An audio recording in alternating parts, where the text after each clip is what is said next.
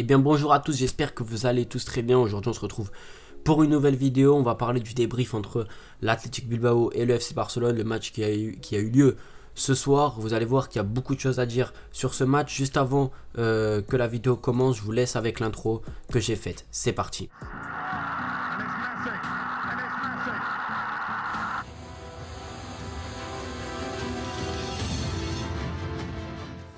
Donc le FC Barcelone s'impose 3-2 face à Bilbao. Heureusement, honnêtement, un match de qualité, on va pas se mentir, du FC Barcelone. On va revenir un petit peu en détail sur ce match parce qu'il y a beaucoup de choses à dire, à décrypter, parce que non seulement la prestation est plutôt bonne, enfin même très bonne, et il y a aussi quelques erreurs à éviter, notamment les deux buts. Donc c'est parti. Tout d'abord, on va passer à la compo de Ronald Koeman. Sa compo est même très bonne, je vais vous expliquer pourquoi. Parce que non seulement il laisse encore la charnière anglais, Araujo, pardon, il laisse Dest, il laisse Alba, ça, bon, c'était classique. Ensuite, il y a quelque chose que j'ai pas aimé, c'était Busquets. Donc vous le savez, je voulais pas le voir, je vous l'avais dit dans l'avant-match, dans la compo. Finalement, Busquets a fait un match correct, je vais pas l'encenser. Voilà, il a été là, Bilbao n'a pas été très dangereux au milieu de terrain. Je dis bien au milieu de terrain, Barcelone avait largement la supériorité du milieu de terrain sur l'ensemble du match. Et ensuite, ce que j'ai adoré, c'est que Griezmann était titulaire.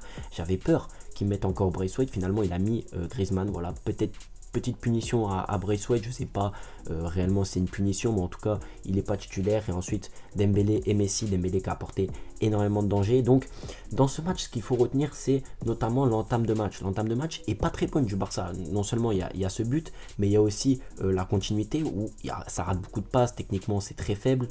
Pour être tout à fait honnête, là je me suis dit, oulala, ça va être dur, on a San Mamés, Bilbao va continuer à jouer, j'avais pas trop peur que Bilbao, voilà, je vous ai dit, c'est une équipe qui aime jouer, c'est surtout une équipe grâce à Marcelino qui joue en contre, et finalement, nous on a très bien réagi, notamment grâce à Dembélé qui a beaucoup tiré, ça c'était intéressant, il a beaucoup tenté, dès qu'on a pris le but, il a tenté, il a fait des bonnes courses, des appels, des frappes, honnêtement c'était le plus dangereux.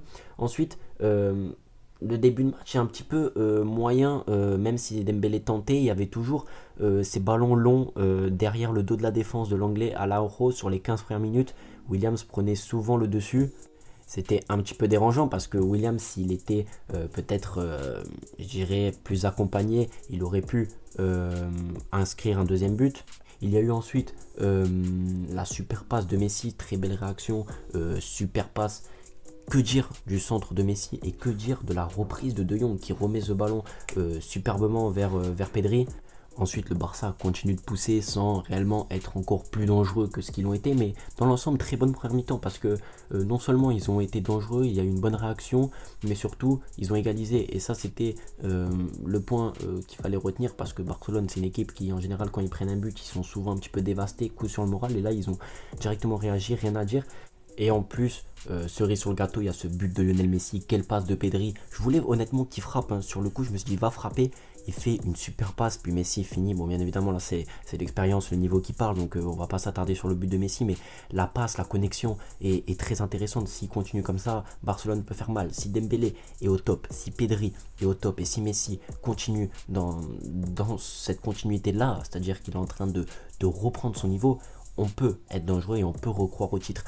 C'est difficile d'analyser un match comme ça, surtout qu'une équipe comme Bilbao qui joue assez bas en contre, Marcelino voulait jouer bas et surtout en contre, mais une équipe qui aussi arrivait à se créer des occasions en termes de possession, je l'avais dit en l'avant-match, et ça finalement ça a été très compliqué pour le Barça, mais ils l'ont très bien fait, très bien géré. Ensuite, il n'y a pas plus à dire de ce match. Finalement, il y a une seconde période qui est très intéressante dans la continuité de la première, même si on a baissé de rythme. Bilbao a repris un petit peu ce surplus au niveau des actions, parce que sans réellement inquiéter, mais on se faisait un petit peu plus peur. Et puis la connexion, bien évidemment, entre Pedri et Messi Pedri, Messi, Griezmann amène le troisième but de Messi, qui est notamment très joli, il n'y a rien à dire. Donc voilà, dans l'ensemble, Barcelone a été très bon. On finit le match avec les changements, bien évidemment, de monsieur Ronald Koeman, donc il me fait sortir Dest, ce que je comprends toujours pas, surtout pour la rentrée de Mingueza. Je vais retirer ce que j'avais dit. Mingueza, bien évidemment, jouer à la Masia arrière droit, mais le faire rentrer dans un match comme ça, c'est dur, sachant que Dest faisait un bon match. Quand il est aidé de Dembélé, il fait un très bon match, donc c'est compliqué. Ensuite, sortir Dembélé, par contre, ça je comprends tout à fait. Rentrer de Braithwaite, logique. Donc voilà, le Barça finit ce match dans l'ensemble plutôt bien, même si à la fin ils se font peur, une erreur de Messi, mais on va pas retenir ça de Messi, ça passe, voilà, latéral est compliqué.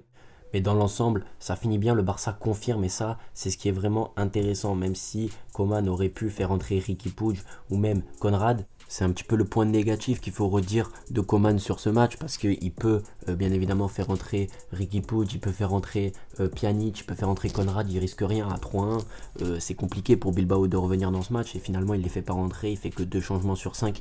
C'est dommage parce que les coachs réclament les 5 changements et finalement ils en font que 5. Donc dans l'ensemble, Coman déçoit un petit peu sur ces changements mais ça devient un petit peu normal. Mais dans l'ensemble, Coman a bien évidemment fait une bonne compo, a bien géré ce match. Donc il faut féliciter les coachs quand le mérite leur revient, même si bien évidemment il est aidé par Messi, par Griezmann, par beaucoup de joueurs. Mais il a encore le culot d'aligner Pedri, qui est pratiquement indiscutable maintenant.